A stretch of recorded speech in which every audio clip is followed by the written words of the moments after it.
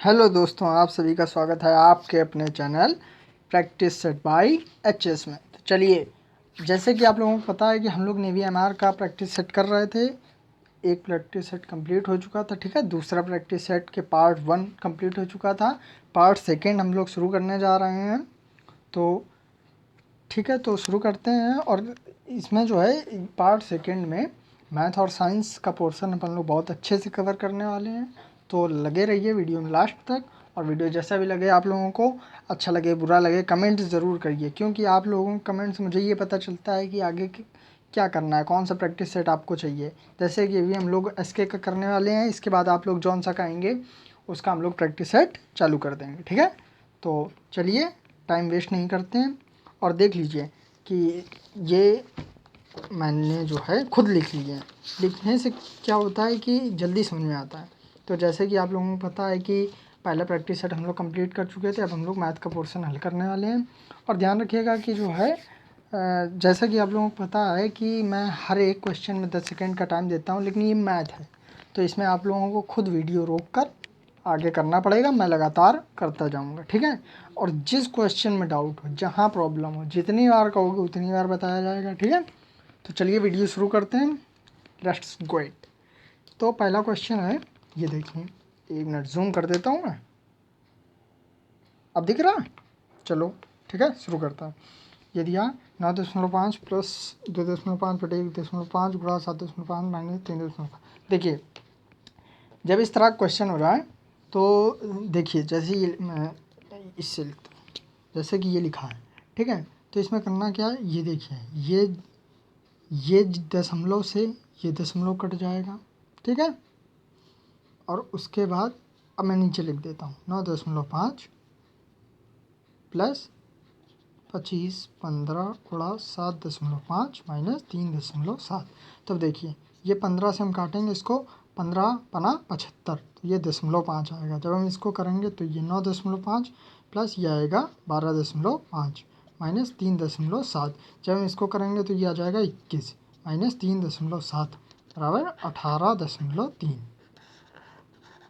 Option number C is the correct answer. किसी को कोई प्रॉब्लम हो तो बता सकता है, कमेंट में ज़रूर बताइएगा, जैसा भी लगे आप लोगों को, ठीक है। तो बढ़े आगे, बताइए, बढ़े। चलो ठीक है, तो हम लोग अब आगे बढ़ते हैं। अब अगला क्वेश्चन है, दिख रहा है आप लोगों को? 1 मिनट, अब दिखेगा 1 मिनट और सेटअप कर लूँ अच्छे से। चलिए, अब दिखेगा। तो जैसा इसमें कह रहा है कि रामू की वर्तमान आयु उसके पिता की आयु की आधी है, तो 10 वर्ष पहले रामू की आयु पिता की आयु से तिहाई थी, तो रामू की वर्तमान आयु क्या थी। देखिए, इस तरह के क्वेश्चन बहुत बहुत सिंपल होते हैं और बहुत ज़्यादा आते हैं ये, ठीक है। तो आयु से संबंधित 1 से 2 क्वेश्चन आपको ज़रूर देखने को मिलेंगे इस एग्जाम में। और उसके बाद बहुत सिंपल होते हैं, लोग फालतू में डरते हैं। तो चलिए शुरू करते हैं इस क्वेश्चन को। जैसे कि रामू जी, देखिए, जिस क्वेश्चन में जो पूछे उसी को एक्स मानते हैं। जैसे कि इसमें कह रहा है कि रामू की वर्तमान आयु क्या है, तो रामू की वर्तमान आयु को ही हम एक्स मानेंगे। तो यहाँ लिखेंगे रामू की वर्तमान आयु बराबर एक्स। रामू की वर्तमान आयु हमने मान ली है एक्स, ठीक है। तो पिता की हो जाएगी 2x। अब देखिए 2x कैसे हुए कि रामू की वर्तमान, इसमें क्वेश्चन कह रहा है रामू की वर्तमान आयु उसके पिता की आयु की आधी है। अब देखना, रामू की वर्तमान आयु पिता की आयु की आधी है, इसका मतलब समझ रहे हो आप लोग कि मान लीजिए पिता की है 10 तो रामू की है 5, पिता की है 10, रामू की है 5।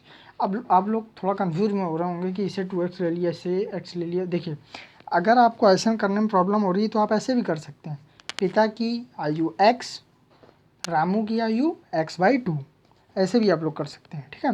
तो अब हम लोग अकॉर्डिंग टू क्वेश्चन चलते हैं। इसमें आगे क्या कह रहा है, इसमें आगे कह रहा है 10 वर्ष पहले रामू की आयु पिता की आयु से तिहाई थी। देखिए, 10 वर्ष पहले, जब भी 10 वर्ष पहले कह दे तो x में 10 घटा देते हैं, जब 10 वर्ष बाद कह दें तो x में 10 जोड़ देते हैं, इतना तो पता ही होगा। चलिए आगे चलते हैं। तो 1/3 थी। अब देखिएगा इसमें क्या रहा, इसमें ये कह रहा है कि 10 वर्ष पहले x - 10, ये 10 वर्ष पहले है। और 10 वर्ष पहले रामू की आयु पिता की आयु से 1 तिहाई थी। मतलब पिता की आयु से, ये पिता की आयु है। 10 वर्ष पहले दोनों में माइनस होगा, क्योंकि 10 वर्ष पहले तो दोनों पिछले में होंगे ना, आज से कम में होंगे, समझ रहे हो, इसलिए दोनों माइनस होगा। और 1 तिहाई होगी, इसका मतलब 3 होगा।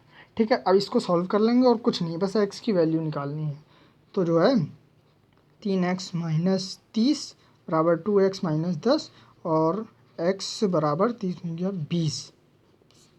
तो इसका मतलब जो है, इसका मतलब ये है कि रामू की जो वर्तमान आयु है वो 20 है, और जो इसके पिताजी है, जो इनके पिताजी हैं, तो इनके पिताजी की जो आयु है वो इस समय 60 है।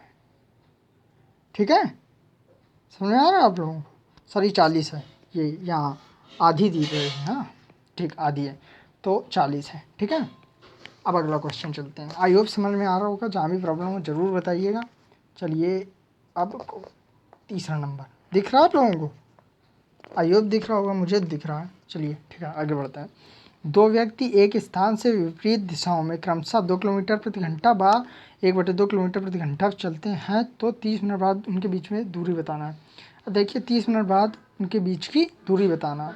2 व्यक्ति हैं, अलग अलग चाल से चल रहे हैं, टाइम सेम है, दोनों के बीच की दूरी बताना। तो हम इसमें लिखते हैं, पेन रुकिए मैं चेंज कर लेता हूँ, ब्लू लेता हूँ, ब्लू। ठीक है, तो नहीं, ग्रीन लेता हूँ। देखिए, तो इसमें हम लोग लिखेंगे पहले व्यक्ति की दूरी बराबर जो सूत्र होता है वो होता है चाल गुणा समय। और ठीक है, तो चाल कितनी दी है? चाल दी है 2, पहले व्यक्ति की है ना, तो 2 किलोमीटर प्रति घंटा, तो इधर लिख लेंगे 2। और उसके बाद समय दिया है 30 मिनट, तो मिनट को हम घंटे में बदलेंगे। कैसे बदलेंगे? 60 का भाग करके। इतना तो पता ही होगा, मिनट को घंटे में बदलने के लिए 60 का भाग करते हैं। तो इधर हम 60 का भाग कर देंगे, तो जो है यहाँ आ जाएगा। तो यहाँ जो है, जब हम 60 का भाग कर देंगे, इतना ध्यान रखिएगा कि अगर ये, जैसे कि बच्चे क्या करते हैं, कन्फ्यूज हो जाते हैं। बच्चे ये करते हैं, आप पहले बताइए, इसको आप आगे बाद में करेंगे, पहले बताइए किलोमीटर प्रति घंटा को मीटर प्रति सेकंड में बदलना आता है कि नहीं? आता है? चलिए ठीक है, मैं बता देता हूँ। किलोमीटर प्रति घंटा को जब मीटर प्रति सेकंड में बदलते हैं, तो हम लोग ध्यान रखिएगा 5/18 का गुणा करते हैं, 5/18 का। ठीक है, 5/18 को गुणा करते हैं। अब कैसे समझेंगे कि किस में करते हैं, तो ध्यान रखिएगा, किलोमीटर प्रति घंटा बड़ी इकाई होती है, तो इसे किलोमीटर प्रति घंटा में बदलने के लिए बड़ी इकाई है, मीटर प्रति सेकेंड छोटी इकाई है, तो बड़ी इकाई में बनाने के लिए बड़ी संख्या ऊपर रखते हैं, अर्थात 18 ऊपर रखते हैं। तो 18/5 किलोमीटर प्रति घंटा होता है, जबकि 5/18 मीटर प्रति सेकेंड होता है। इतना आप लोगों को समझ में आ रहा है? तो चलिए आगे बढ़ते हैं। तो जब हम इसको करेंगे तो ये आ जाएगा 1 किलोमीटर या 1000 मीटर। इतना समझ में आया? अब हम पेन चेंज कर लेते हैं। दूसरे व्यक्ति के लिए दूरी, या दूसरे व्यक्ति की दूरी, कुछ भी कह सकते हैं, उसमें कोई वो नहीं होता है। तो ये भी होता है चाल गुणा समय t। ठीक है, तो जब हम इसमें चाल कितनी दी है? 1/2, और समय तो वही है 30/60। जब हम इसको सॉल्व करेंगे तो ये आ जाएगा 1/4।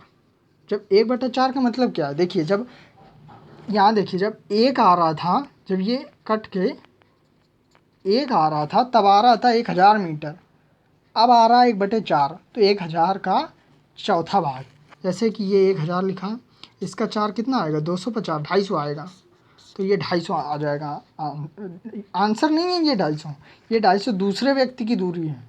अब कह रहा है कि उनमें बीच की दूरी, मतलब समझ लो, उनमें बीच की दूरी। इसका मतलब जो है, इसका मतलब ये कहने का है कि उनके बीच की दूरी का मतलब है कि दोनों के बीच का योग, दोनों के बीच की दूरी का योग।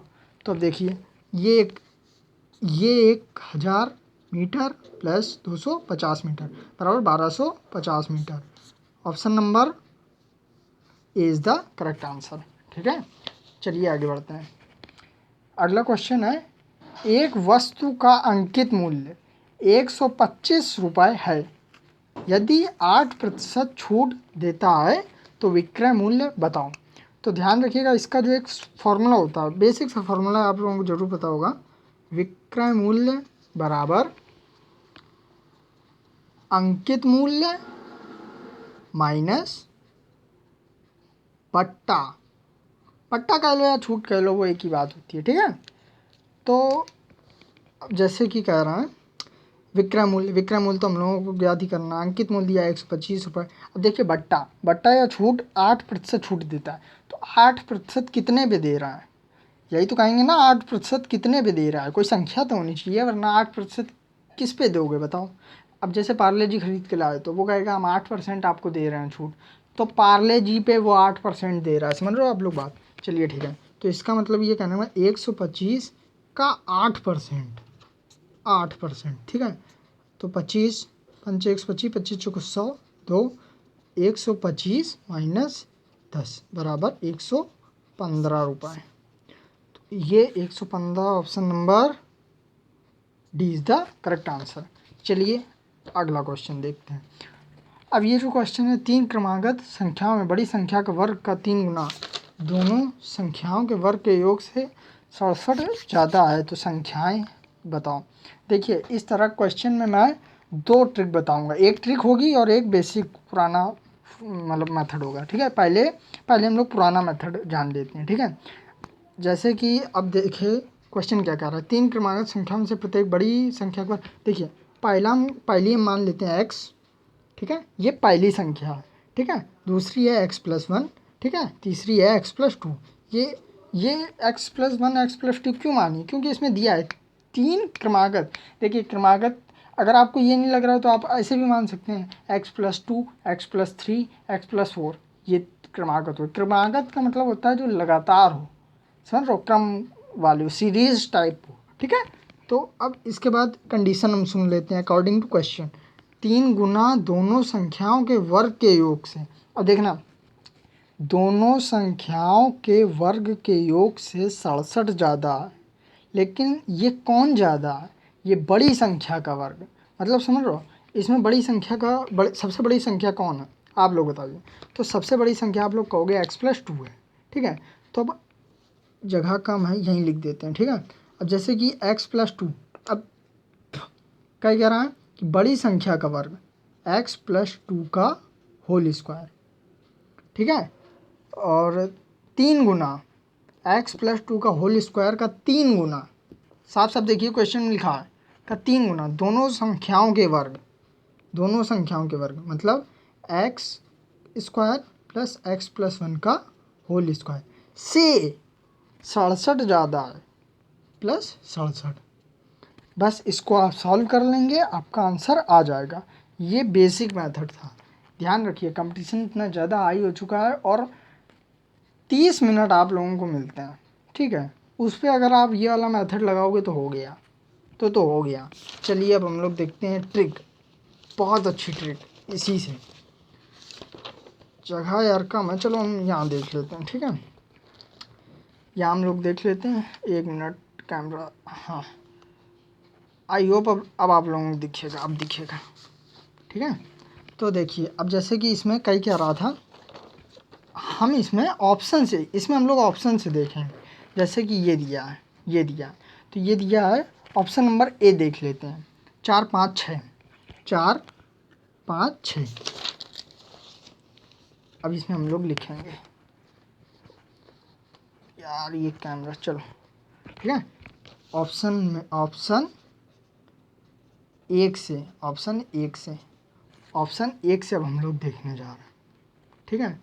तो देखिएगा, तो कितना था, 4 5 6, ऑप्शन में था क्या 4 5, हाँ 4 5 6 दिया है। अब देखिए तो इसमें कई क्या रहा था, कई ये रहा था कि बड़ी संख्या का वर्ग का 3 गुना, बड़ी संख्या का वर्ग का 3 गुना मतलब 6 का स्क्वायर का 3 गुना, ठीक है।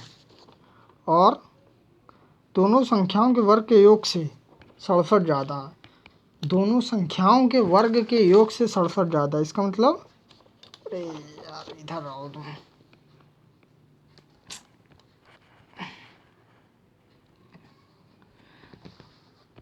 ठीक है।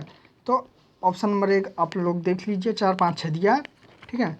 तो कह रहा है कि तीसरी संख्या का वर्ग का 3 गुना दोनों संख्याओं के वर्ग के योग से 67 जाता है। दोनों संख्याओं के वर्ग के योग से, गौर से सुनिएगा, दोनों के वर्ग के योग से, अर्थात इसका अभिप्राय है 4 का स्क्वायर प्लस 5 का स्क्वायर, ठीक है। दोनों के वर्गों के योग से 67 ज़्यादा है, 67 ज़्यादा है। मतलब आप लोग समझ रहे हो कि इसको जब हम सॉल्व करेंगे तो 3 गुणा 36 बराबर 4 को 16 प्लस 25 बराबर, तो जब इसको हम सॉल्व करेंगे तो 108 बराबर, छपाई करके हंस लगी, 1 2 1 3 1 4, तो जब 108 माइनस 41 करेंगे तो ये 67 आ जाएगा। 108 माइनस 41 करेंगे तो ये 67 आ जाएगा। मतलब इन जो बड़ी संख्या का वर्ग का 3 गुना है, वो दोनों जो बाकी दो संख्याओं हैं उनके जो वर्ग के योग से 67 ज़्यादा है, अर्थात उनका अंतर 67 है। समझ रहे हो? तो हम इसे ऑप्शन से भी कर सकते हैं, ये ट्रिक है। 1 मिनट में आप लोगों का क्वेश्चन सॉल्व हो गया। समझने में आप लोगों को प्रॉब्लम हो रही है, ये वाले सवाल को आप लोग बार बार वीडियो को रिवर्स करके देखिएगा, ज़रूर समझ में आएगा। और उस मेथड से बिल्कुल करने की कोशिश मत करिएगा। चलिए अगले क्वेश्चन चलते हैं, ठीक है। अब आप लोगों को साफ दिखेगा, मुझे भी काफ़ी साफ दिख रहा है, ठीक है। एक लड़के के 9/11 प्रायिकता पास होने की है तो उसके फेल होने की पता है। इससे ज़्यादा सिंपल तो कोई होता ही नहीं है भाई। एक प्रायिकता दी हो पॉजिटिव, एक प्रायिकता दी हो निगेटिव, सेंस से निगेटिव। जैसे कह रहा है एक लड़के की 9/11 प्रायिकता पास होने की है तो उसके फेल होने की, मतलब निगेटिव में वो बोल रहा है, फेल होने की कितनी होगी। ध्यान रखिएगा, सिक्के वाले क्वेश्चन, ताश की गड्डी वाले क्वेश्चन, और जो ये लड़का लड़की वाले पास फेल होने वाले क्वेश्चन, गेंद वाले क्वेश्चन, बॉल वाले क्वेश्चन, गुब्बारे वाले क्वेश्चन, ये वाले क्वेश्चन बहुत सारे बनते हैं, ठीक है। बहुत सिंपल होते हैं, प्रायिकता के सवाल बहुत सिंपल होते हैं और ज़्यादा मेन भी नहीं होता है। इस एग्जाम के लिए ज़्यादा मेन नहीं है, फिर भी मैं बता देता हूँ अगर दिया है तो। देखिए, एक लड़के के 9/11 प्रायिकता पास होने की है, ठीक है। कोई भी चीज़ होती है वो अपने आप में 100% होती है। 100% की रियल चीज़ होती है वो 1 होती है, 1 का मान ही वो 100% होता है, ठीक है। तो हम इसे हमेशा 1 से घटाते हैं। अगर एक प्रायिकता दी हो दूसरी निकालनी हो तो हम इसे हमेशा 1 से घटाते हैं। तो इसे हम लिखेंगे 1 माइनस 9/11, तो यह आ जाएगा 11 माइनस 9/11, तो यह आ जाएगा 2/11। Option number B is the correct answer. चलिए अगले क्वेश्चन चलते हैं। एक बेईमान दुकानदार अपनी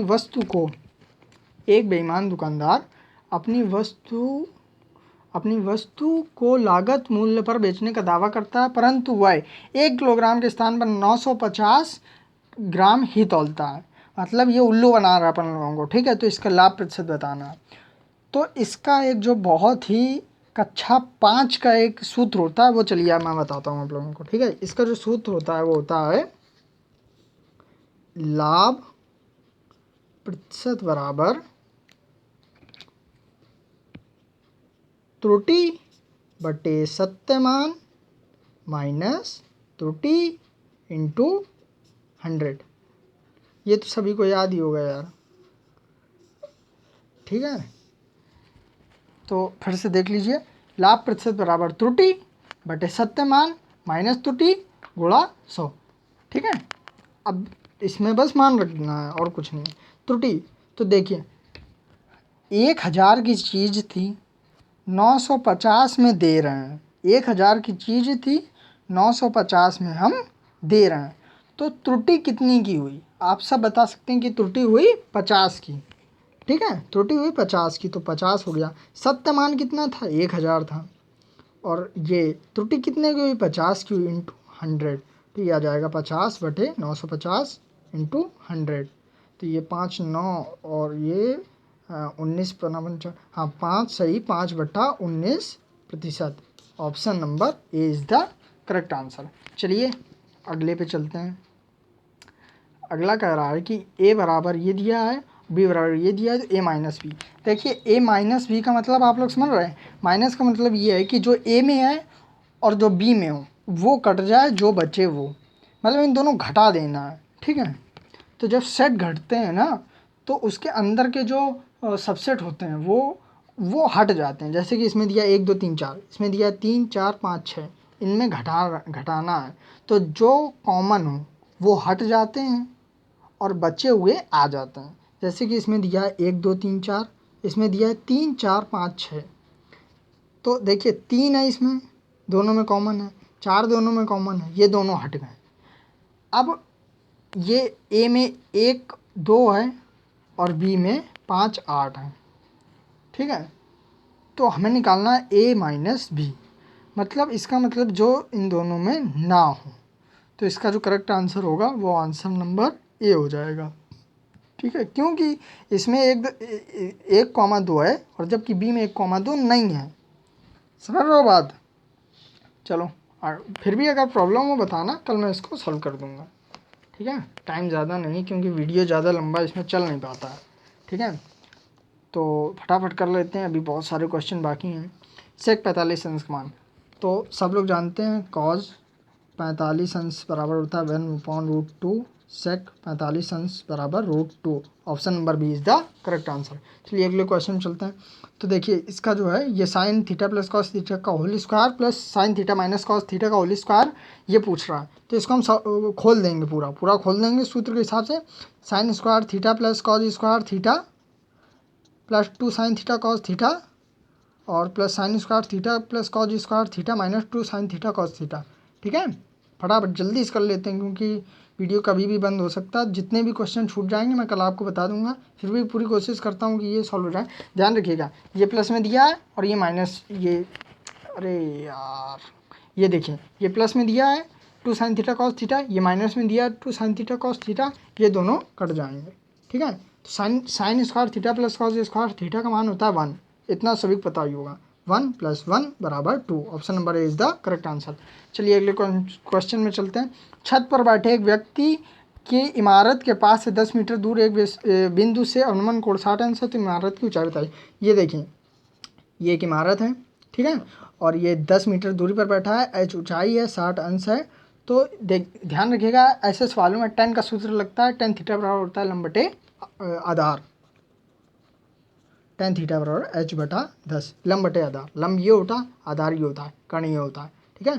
तो tan थीटा tan 60 अंश का मान होता है √3 बराबर h/10, तो h बराबर 10√3, ठीक है। और तो सी इज़ द करेक्ट आंसर।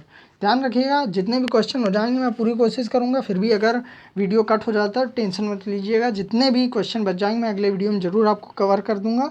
फिर भी जल्दी करते हैं, शायद पूरा वीडियो बन जाए, ठीक है। पूरी मैं कोशिश करता हूँ। देखिए tan थीटा बराबर 3/4, तो sec थीटा बराबर tan थीटा बराबर 3/4 दिया है, इससे हम ये त्रिभुज बना लेंगे। ये 3 है, ये 4 है, तो ये 5 होगा। कैसे? वो पाइथागोरस प्रमेय से, कर्ण स्क्वायर बराबर लंब स्क्वायर प्लस आधार स्क्वायर, इससे हम कर लेंगे 3 4 5 हो जाएगा ना। क्वेश्चन समझ में आए साफ बोल दीजिए, कल मैं हल करवा दूंगा, ठीक है। तो अब इसमें पूछ कर रहा है सेक थीटा, तो कॉस थीटा होता है आधार बटे कर्ण, इसी का उल्टा होता है सेक, कर्ण बटे आधार। तो ये हो जाएगा सेक थीटा बराबर 5/4, option number B is the correct answer. चलिए अगले क्वेश्चन चलते हैं।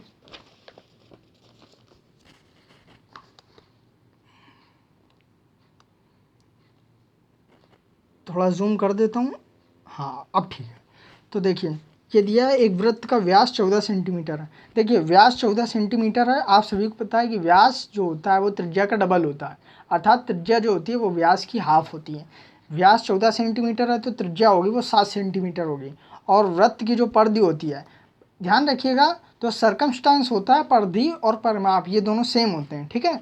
तो वृत्त की जो परिधि या परिमाप, कई जगह पर परिमाप लिखा होता है, बच्चे कंफ्यूज हो जाते हैं, लेकिन परिधि या परिमाप होती है वो 2πr होती है। और पाई का मान होता है 22/7। इसको मैं सॉल्व कर देता हूँ, यहाँ जगह नहीं, यहाँ देखिए आप लोग, ठीक है। तो ये r बराबर है 7 और ये है 2πr, और ये होता है 2 × 22/7 × 7, 7 से 7 कट गया 44 centimetre. Option number A is the correct answer. परिधि होता है 2πr, मान रख दिया है पाई का और आर का, आंसर आ गया, option number A is the correct answer.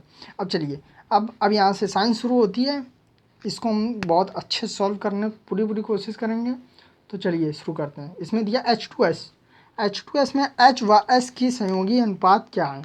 तो जो H2S होता है ना, हाइड्रोजन सल्फाइड H2S, तो इसमें H और S की जो संयोगी अनुपात होता है वो 2:1 का अनुपात होता है। ठीक है, तो option number B is the correct answer. चलिए अगले क्वेश्चन की ओर चलते हैं। पहले ये बताइए, समझ में आ रहा है मैं जो बता रहा हूँ? ठीक है, तो चलिए आगे चलते हैं। इसमें दिया है क्वेश्चन नंबर 15, बेरी बेरी रोग किससे संबंधित है? तो ध्यान रखिएगा, बेरी रोग जो है वो विटामिन बी से, मतलब विटामिन बी की कमी जिनको होती है उन्हें ये रोग होता है। तो option number A is the correct answer. ठीक है, और 14 का option number B correct answer था। क्योंकि ध्यान रखिएगा, ये जो 2H हैं तो 2S का जो गुणांक है वो 1 है, तो 2:1। ठीक है, अब 16 नंबर पे आते हैं। सूर्य से हानिकारक किरणों को कौन सा मंडल रोकता है? इसका आंसर तो आप लोगों को पता ही होगा यार, इतना सिंपल है ये क्वेश्चन। तो इसका जो है ओजोन मंडल रोकता है। जो यूवी किरणें होती है, अल्ट्रावायलेट परावैंगनी किरणें जो हमारे पृथ्वी के ऊपरी लेयर से आती हैं, उसको ओजोन मंडल रोकता है। इससे एक क्वेश्चन और बनता है, ओजोन मंडल को ही और कौन सा मंडल कहते हैं? तो ध्यान रखिएगा, ओजोन मंडल को ही स्ट्रेटोस्फीयर कहते हैं। ठीक है, चलिए अगले क्वेश्चन चलते हैं। Option number B is the correct answer. अगले क्वेश्चन चलते हैं।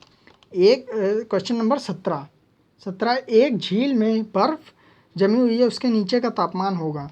तो ध्यान रखिएगा, एक झील में जो बर्फ़ जमी हुई है तो उसके नीचे का जो तापमान होता है वो हमेशा 4 डिग्री सेल्सियस से ज़्यादा होता है। ठीक है, option number C is the correct answer. चलिए अगले क्वेश्चन चलते हैं। क्वेश्चन नंबर 18, निम्न में से किसमें विद्युत धारा अधिक प्रवाहित होती है? तो ध्यान रखिएगा, जो ये है इनमें से सबसे ज़्यादा जो नमक होता है, ध्यान रखिएगा, जो नमक का पानी होता है उसमें सबसे ज़्यादा विद्युत धारा उत्पन्न होती है।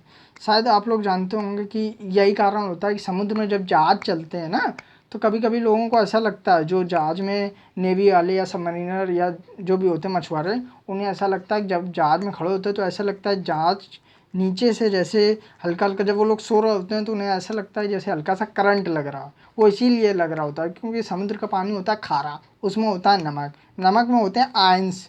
तो आयंस में बिजली बहुत तेज़ी से प्रवाहित होती है। यही कारण है कि सबसे अच्छा चालक जो है ना वो नमक मान लिया जाता है, क्योंकि उसमें आयन होते हैं। ये क्वेश्चन बन जाता है कि नमक विद्युत का चालक है, क्यों? ठीक है, क्योंकि इसमें आयन होते हैं। चलिए अगले क्वेश्चन चलते हैं। तो option number C is the correct answer. तो चलो अगले क्वेश्चन चलते हैं। ये है, पोलियो से शरीर का कौन सा अंग प्रभावित होता है?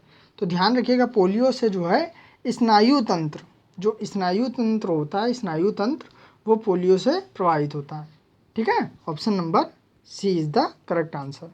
चलिए अगले पे चलते हैं। क्वेश्चन नंबर 20 ये है, 1 मिनट सेटअप कर लें। आइए, ये दिया है, निम्न में से कौन सी धातु प्रथम वर्ग में आती है? चलिए मैं इसकी एक आप लोगों को ट्रिक बताता हूँ, बहुत अच्छी ट्रिक, जो ध्यान रखिए कभी नहीं भूलेंगे आप ये ट्रिक। ठीक है, शुरू करते हैं। तो जो प्रथम वर्ग के होते हैं, फर्स्ट ग्रुप, इसकी एक ट्रिक होती है, कौन सी? हेलिना की रब से फरियाद। ठीक है, हेलिना की रब से फरियाद, ये फर्स्ट ए ग्रुप के एलिमेंट है। ठीक है, हे से हीलियम, ले से लिथियम, ने से सोडियम, और रब से रेडियम, और फरियाद से फ्रांसियम। ठीक है, इतना होता है। ठीक है, और ये जो की है, की से पोटेशियम के। ठीक है, लीना की रब से फरियाद। ठीक है, ठीक है, ये जो रब है ना, यहाँ से रुबीडियम है, रुबीडियम। ठीक है, हेलिना की रब से फरियाद, helium, lithium, sodium, rubidium, francium, potassium. ठीक है, अगले क्वेश्चन चलते हैं। तो इसका जो है A is the correct answer, lithium, हेलिना, लिथियम। ठीक है, option number A is the correct answer. अगले क्वेश्चन में चलते हैं हम लोग। एक वस्तु को 10 किलोग्राम भार वाली वस्तु को 10 मीटर ऊपर उठाने पर स्थितिज ऊर्जा का मान है। तो ध्यान रखिएगा, जो स्थितिज ऊर्जा का सूत्र होता है वो होता है स्थितिज ऊर्जा बराबर mgh। तो m का मान है 10, g का मान है 9.8 और h का मान है 10। तो इसका जो राइट आंसर हो जाएगा, वो जो राइट आंसर हो जाएगा 980 joule. Option number A is the correct answer. चलिए क्वेश्चन नंबर 22 पे चलते हैं। सूर्य से आने वाली किरणों में अवरक्त किरणों का कितना प्रतिशत, कितना हिस्सा होता है, कितना हिस्सा होता है? तो सूर्य से आने वाली अवरक्त किरणों का जो हिस्सा होता है, वो होता है 50% हिस्सा होता है सूर्य से आने वाली अवरक्त किरणों का। ठीक है, option number B is the correct answer. अब चलिए अगले में चलते हैं। सूर्य के प्रकाश से हमें कौन से तत्व की पूर्ति होती है? तो यार ये तो सभी जानते होंगे, सूर्य के प्रकाश से हमें विटामिन डी की प्राप्ति होती है। ठीक है, गतिज ऊर्जा 2 दी हुई है और इसमें जो है v का मान पूछ रहा है, जबकि द्रव्यमान दिया हुआ है। तो ध्यान रखिएगा, जो गतिज ऊर्जा होती है ना, गतिज ऊर्जा का जो सूत्र होता है, वो लोग बड़ा कंफ्यूज रहते हैं इसमें कि गतिज ऊर्जा का सूत्र कौन सा और स्थितिज ऊर्जा का सूत्र कौन सा है। तो आप लोगों को ध्यान रखना है, जो गतिज ऊर्जा का सूत्र होता है ना, वो आधी होती है। चलिए मैं आपको समझाता हूँ। जैसे ये गतिज ऊर्जा है, तो गतिज ऊर्जा का जो सूत्र होता है वो होता है 12 mv²। और जबकि स्थितिज ऊर्जा का जो सूत्र होता है, स्थितिज ऊर्जा का जो सूत्र होता है वो होता है mgh। ठीक है, तो जैसे कि अकॉर्डिंग क्वेश्चन में हम लोग आते हैं, तो गतिज ऊर्जा 2 दी हुई है, तो ये 2 दी है, ये 12 m 2 दिया है, v का मान पूछ रहा है तो v², ये 1 कट गया, तो ये जो है v² बराबर 1 आ जाएगा। ठीक है, ठीक। तो अगले क्वेश्चन में हम लोग आते हैं। सरल आवर्त गति करते सरल अधिकतम विस्थापन पर स्थितिज ऊर्जा का अनुपात होता है। तो ध्यान रखिएगा, स्थितिज ऊर्जा का जो अनुपात होता है वो 1 के बराबर होता है। कितने के? 1 के बराबर होता है। ठीक है, क्वेश्चन नंबर 24 में देख लीजिए ज़रा 1 मिनट, कि जो है मैंने लग रहा गलत नोट कर लिया। गतिज ऊर्जा इसमें दी हुई है क्वेश्चन में, 1 मिनट, क्वेश्चन में गतिज ऊर्जा 4 जूल दी हुई है, मैंने जो है 2 जूल लिख ली, सॉरी, ये 4 जूल है। तो गतिज ऊर्जा 4 जूल है, तो ये जब इससे कटेगा तो v बराबर 2 आ जाएगा। और ठीक है, ऑप्शन तो मान लिया अभी लिखा ही नहीं है, तो v बराबर 2 आ जाएगा। 2 जूल, 2 मीटर प्रति सेकेंड वेग है ये। ठीक है, तो कैसा लगा आप लोगों को वीडियो? जहाँ भी जो भी ना समझ में आया हो, यहाँ से ख़त्म, हाँ यहाँ से ख़त्म। तो जैसा भी आप लोगों को जो भी ना समझ में आया हो, जहाँ भी डाउट हो, वो ज़रूर बताइएगा। और मिलते हैं कल के वीडियो में। और हाँ, लाइक सब्सक्राइब ज़रूर कर दीजिएगा, क्योंकि देखिए हम लोग आप ही के लिए मेहनत करते हैं। और अगर कोई वीडियो में कोई पार्ट छूट जाता है, क्वेश्चन छूट जाते, बात ये फ़ोन थोड़ा सा कम अच्छा है, तो जो भी क्वेश्चन छूट जाते हैं बिल्कुल चिंता मत किया कीजिए, लास्ट या अगले वीडियो में हम उन्हें कवर करके ही आगे बढ़ेंगे। चलिए, तो फिर आज के लिए इतना ही, मिलते हैं हम लोग फिर। जय हिंद, जय भारत।